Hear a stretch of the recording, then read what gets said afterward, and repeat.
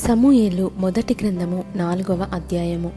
ఇశ్రాయేలీలు ఫిలిష్తీయులతో యుద్ధము చేయుటకై బయలుదేరి ఎబెనెజరులో దిగగా ఫిలిష్తీయులు ఆఫెకులో దిగిరి.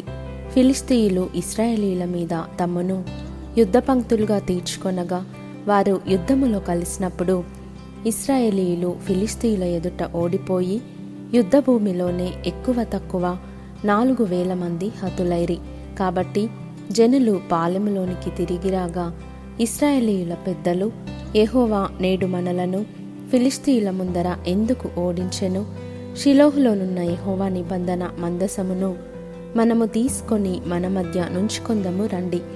అది మన మధ్య నుండిన ఎడల అది మన శత్రువుల చేతిలో నుండి మనలను రక్షించుననిరి.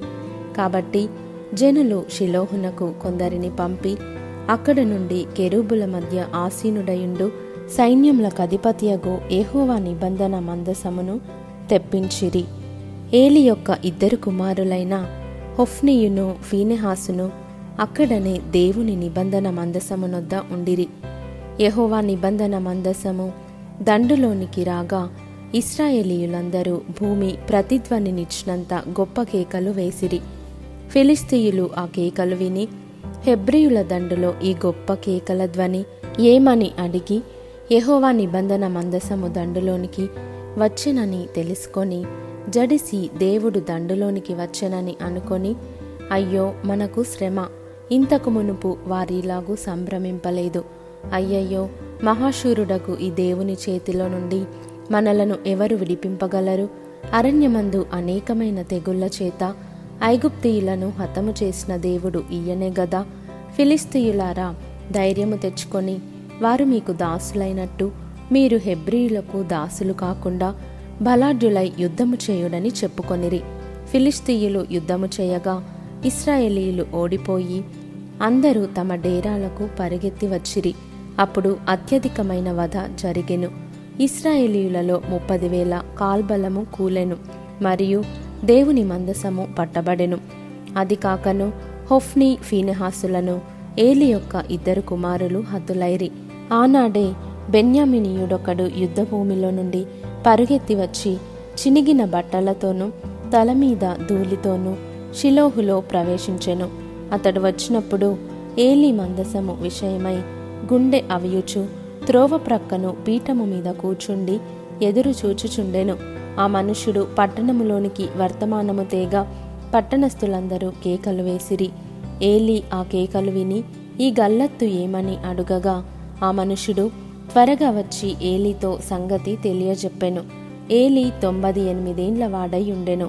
అతనికి దృష్టి మందగిల్లినందున అతని కండ్లు కానరాకుండెను. ఆ మనుష్యుడు, యుద్ధములో నుండి వచ్చినవాడను నేనే, నేడు యుద్ధములో నుండి పరుగెత్తి వచ్చితినని ఏలీతో అనగా అతడు, నాయనా, అక్కడ ఏమి జరిగెనని అడిగెను. అందుకు అతడు, ఇశ్రాయేలీయులు ఫిలిష్తీయుల ముందర నిలవలేక పారిపోయిరి. జనులలో అనేకులు హతులైరి. హొఫ్నీ ఫీనెహాసు అను నీ 2 కుమారులు మృతులైరి మరియు దేవుని మందసము పట్టబడెను అని చెప్పెను. దేవుని మందసమను మాట అతడు పలుకగానే ఏలి ద్వారము దగ్గరనున్న పీఠము మీద నుండి వెనుకకు పడి మెడ విరిగి చనిపోయెను. ఏలయనగా అతడు వృద్ధుడై బహుస్థూలదేహి అయి ఉండెను. అతడు 40 సంవత్సరములు ఇశ్రాయేలీయులకు న్యాయము తీర్చెను.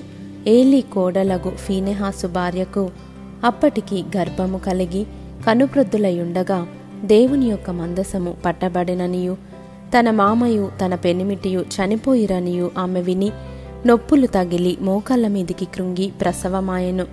ఆమె మృతి నొందుచుండగా దగ్గర నిలిచియున్న స్త్రీలు ఆమెతో, భయపడవద్దు, కుమారుని కంటివనిరి గాని ఆమె ప్రత్యుత్తరమియ్యకయు లక్ష్యపెట్టకయు నుండినదై దేవుని మందసము పట్టబడినదను సంగతిని తన మామయు పెనిమిటియు చనిపోయిన సంగతిని తెలుసుకొని ప్రభావము ఇశ్రాయేలీయులలో నుండి పోయెనని చెప్పి తన బిడ్డకు ఈకాబోదు అను పేరు పెట్టెను. దేవుని మందసము పట్టబడిపోయినందున ప్రభావము ఇశ్రాయేలీయులలో నుండి చెరపట్టబడిపోయెనని ఆమె చెప్పెను.